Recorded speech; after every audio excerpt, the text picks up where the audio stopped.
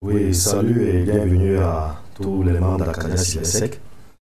Déjà aussi, bienvenue à cette septième vidéo de cette série de suite de vidéos que nous avons commencé à réaliser. Ici, avant de pouvoir continuer, il est important de démontrer que ce que nous avons eu à réaliser.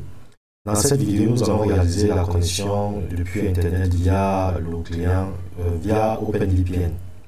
Et nous allons, n'est-ce pas, accéder à une zone de la DMZ, à un serveur de la DMZ directement à partir du VPN.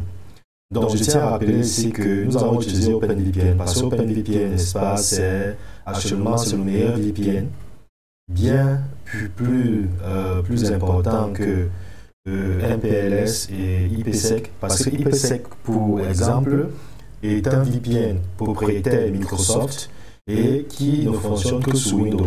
Donc, IPsec ne fonctionne pas sous Linux.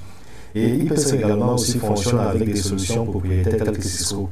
Donc, concrètement à OpenVPN, que lui, il fonctionne il est multiplateforme, il fonctionne partout et il offre un niveau de sécurité beaucoup plus intéressant. Et nous avons dit que la sécurité repose sur trois piliers: la confidentialité, l'intégrité et la disponibilité. Donc la confidentialité ici est un élément très intéressant parce que nous ne pouvons pas garantir la confidentialité en utilisant par exemple des solutions VPN ou bien propriétaires qui passent dont nous ne pouvons pas vérifier, autant pour moi, justement la crédibilité des échanges. Donc OpenVPN est très puissant et utilisé également sur Linux. Donc il sera donc question pour nous de nous connecter directement à partir de OpenVPN là et de pouvoir accéder à cette zone. Mais avant, nous allons revenir ici. Donc là, à ce niveau, ce que nous allons faire, c'est que nous allons nous connecter directement à partir d'abord de ce PC qui se trouve du côté d'Internet. Et nous avons ici utilisé deux pare-feux qui sont appelés, ce sont des pare-feux open source, open sense, n'est-ce pas, qui n'ont rien à envier aux solutions propriétaires. Donc, ici nous pouvons par exemple voir les pare-feux. Nous pouvons voir par exemple les différentes zones là. Nous pouvons voir OpenVPN, pas Open, je vais OpenSense autant pour moi. Donc je vais me connecter directement à partir du système externe. Donc je viens là, je vais taper l'adresse IP qui se trouve ici à partir de l'interface WAN. C'est-à-dire que 192.168.100.43. Voilà. Donc, du coup, voilà, je vais me connecter là je me connecte directement au pare-feu. Et je peux aussi me connecter sur l'autre PC, du moins je peux me connecter aussi sur ce pare-feu. Mais à guise d'exemple, nous allons utiliser ce VPN parce que le VPN également aussi est répliqué ici. Donc, je peux par exemple même là me connecter. Là, nous pouvons voir que si je tape l'adresse du voilà. Donc ici, nous pouvons voir que je suis connecté directement aussi. Voilà, je suis connecté aussi directement au niveau de mes deux pare-feux. Là, on peut voir les dashboards justement. Bon, ce que nous avons fait ici, c'est de pouvoir configurer une règle. Bon, je vais dire le NAT port forwarding qui permet de se connecter directement à partir de l'extérieur. Donc ici nous avons configuré de telle manière que depuis la zone, peu importe là où vous êtes, vous pouvez vous connecter. Donc là je vais me connecter en entrant l'adresse virtuelle, y compris le port 6060 que nous avons défini et nous allons nous connecter directement au niveau du SSH. Donc si je viens ici, nous allons nous connecter à ce système Ici, nous allons nous connecter. Là, c'est pas cette adresse-ci. Nous allons modifier. Donc, nous allons nous connecter ici. Dans cette adresse-ci qui tourne sur le 192.168.35.2. Voilà. Donc, ici, il tourne sur le point 200. Ici, 54. Voilà. Donc, ici, voilà. Donc, là, voilà. Donc, nous allons nous connecter ici. Donc, ce que nous allons faire simplement, c'est de taper là l'adresse 192.168.122.250 et 2.6060. Voilà. Ok. Là, nous pouvons voir que nous sommes automatiquement redirigés ici vers notre serveur web tel que nous l'avons défini dans notre politique de sécurité. Donc là, maintenant, nous allons nous connecter aussi en SSH. Ok. Donc, puisque nous pouvons voir ici que nous avons, voilà, aussi la possibilité de se connecter en SSH. Donc, on va taper directement cette adresse-ci qui va nous rediriger ici. Donc, là, je vais venir ici. Voilà. Je vais venir là, je vais SSH. Voilà, je tape le login et l'adresse IP. Donc, je valide. Donc, là, je valide simplement le mot de passe. Et là, on peut voir que je suis bel et bien connecté. Je suis bel et bien connecté au système qui se trouve au niveau de la DMZ. Ok, donc je peux faire tout ce que je veux, je peux faire mes actions, tout le reste. Bon, maintenant, ça c'est la connexion à partir du service NAT. Maintenant, nous allons ici voir comment accéder à partir directement du VPN.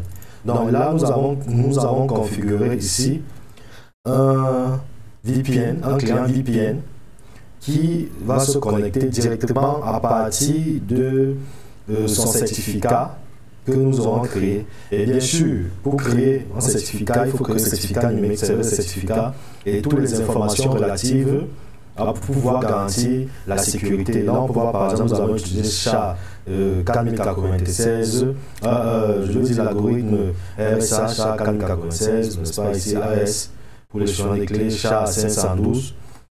Et nous pouvons voir ici le réseau sur lequel on doit se connecter, c'est-à-dire ces réseaux-ci. Donc, nous continuons et ensuite, donc toutes ces informations aussi. Donc, nous avons déjà généré le certificat. Donc, nous allons directement aller tester à partir de notre client,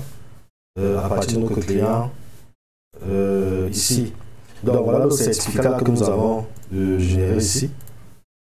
Celui-là. Donc, nous avons importé là et nous allons nous connecter directement. Voici le client, un client VPN. Donc, je vais ici venir sélectionner le fichier. Je peux prendre ce fichier, je le mets là. Voilà. Et ensuite, je lance directement là la connexion.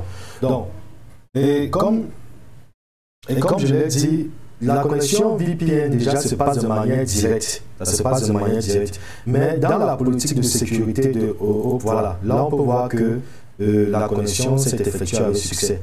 Ok, donc si nous venons ici, là nous essayons d'afficher les paramètres.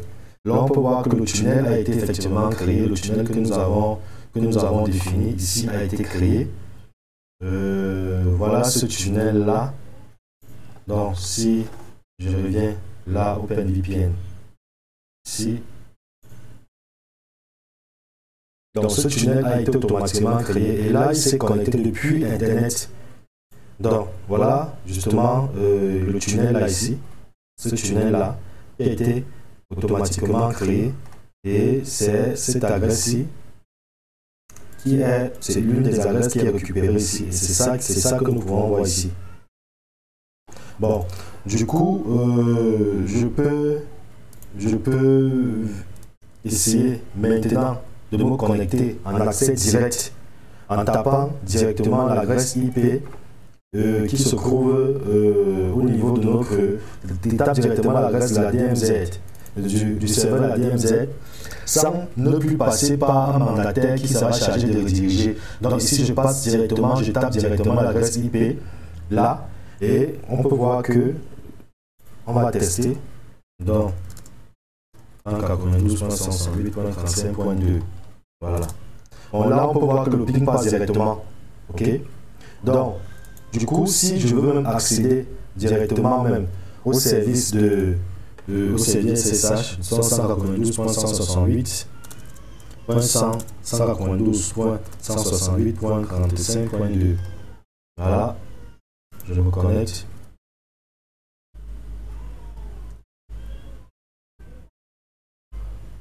Voilà, et j'ancre le login et j'ancre le mot de passe.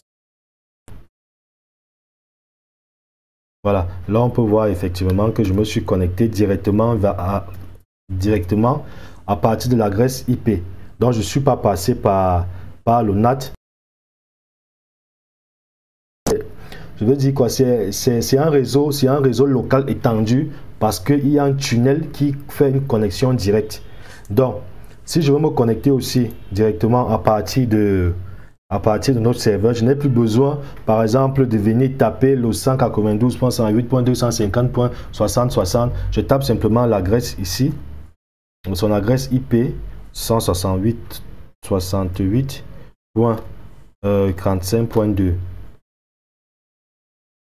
Voilà, point 2.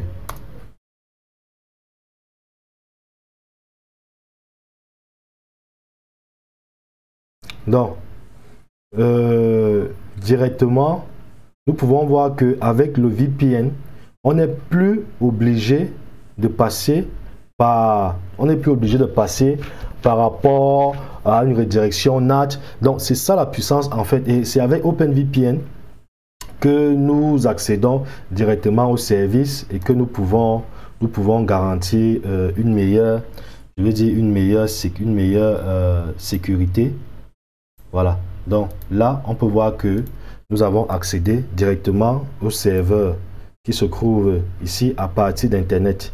OK, à partir d'internet. Donc nous allons maintenant, vu que nous avons testé avec un système Windows, maintenant nous allons simplement le tester cette fois-ci avec un système Linux où nous allons voir aussi que le résultat est, n'est-ce pas, le résultat est le même. Et il est même encore beaucoup plus intéressant sur Linux que sur Windows.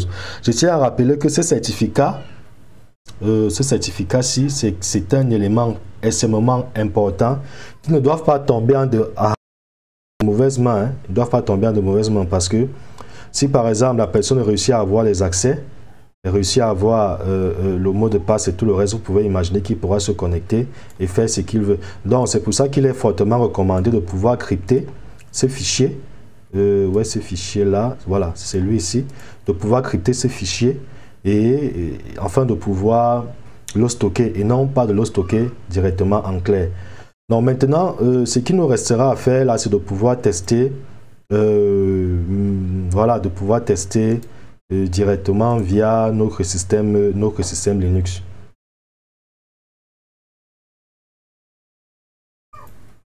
Oui, comme nous l'avons dit une fois maintenant que nous sommes sur Linux, nous allons tester directement OpenVPN directement ici à partir de Kali Linux. Vous allez voir que le résultat est encore impeccable. Donc, ici, nous avons là notre système Kali, que voilà ici. Dans notre système Kali, ici nous avons notre certificat toujours. Là, le même certificat que nous avons utilisé tout à l'heure pour Windows. Donc, si j'affiche les paramètres réseau ici, on peut voir bien que nous avons une seule interface là. Bon, ce qui se passera, c'est que nous allons directement nous connecter via le certificat que nous avons créé. Donc, ici, nous allons venir dans paramètres, et nous allons venir ici dans VPN. Donc, on va créer un nouveau VPN. Voilà. C'est ça ici. Donc, ce que nous allons faire maintenant, c'est de pouvoir directement importer le fichier. Nous allons importer le fichier du certificat numérique. Donc, le voilà ici. Nous allons l'importer. Voilà. Et là, on peut voir les informations du nom utilisateur, les informations et tout le reste là. OK.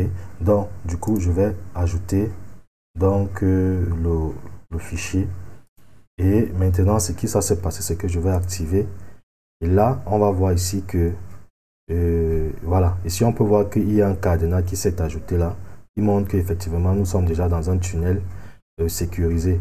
Donc, si je reviens ici, je retape la commande. Là, on peut voir qu'il y a un tunnel qui a été créé.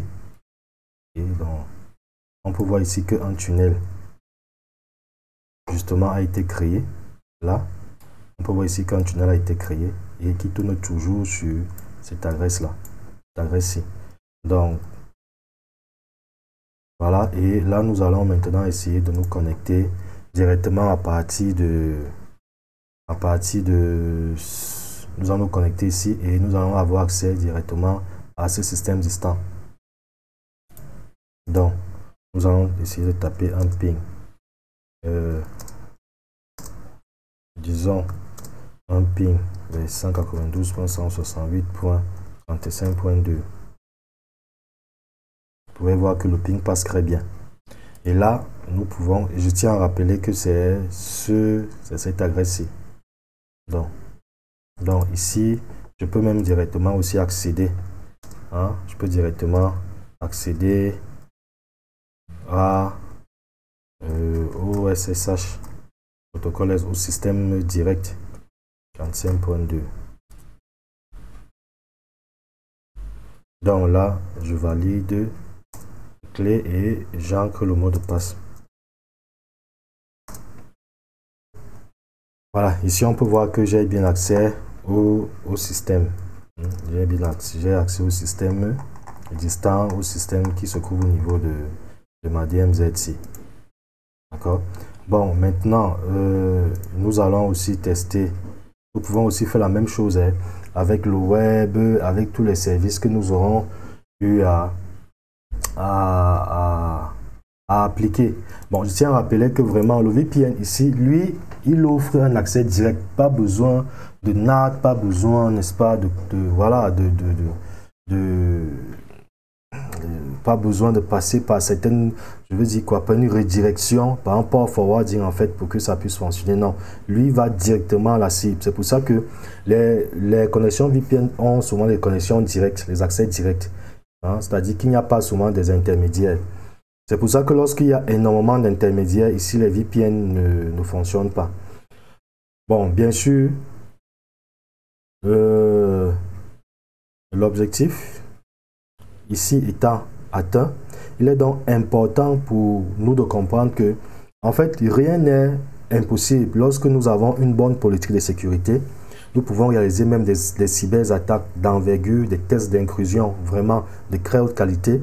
Et ça nous permet justement de pouvoir maîtriser mieux l'aspect de la sécurité. Parce que c'est ce côté cybersécurité. Dans cybersécurité, il y a sécurité. Mais c'est la sécurité dans un cyberespace, dans l'espace justement du numérique où il y a des échanges. Ce n'est pas la cybersécurité justement toujours qui peut être physique, mais il ne faut pas perdre d'esprit.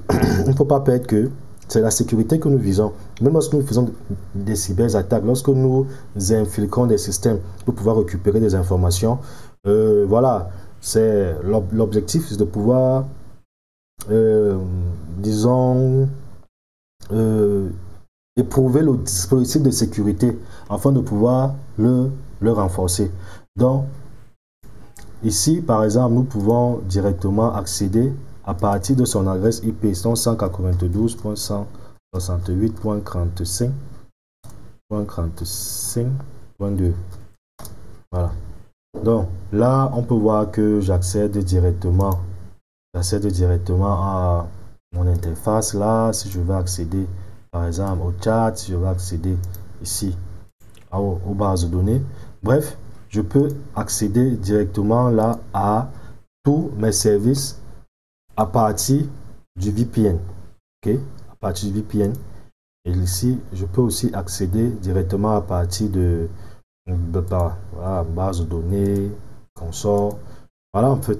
Voilà. Donc, pour les prochaines vidéos, nous allons approfondir la sécurité. Cette fois-ci, maintenant, on fait une sécurité interne, n'est-ce pas, telle que appliquer des PKI, appliquer des serveurs, des systèmes, des serveurs Radius, appliquer des systèmes de virtualisation avancés en local, afin de pouvoir, n'est-ce pas, améliorer encore le dispositif de sécurité. Donc, nous vous disons merci. Si vous avez aimé justement cette vidéo, nous vous invitons, n'est-ce pas, à vous abonner et à mettre un pouce et à nous laisser vos commentaires. Donc, nous vous disons merci à vous, n'est-ce pas, de nous suivre.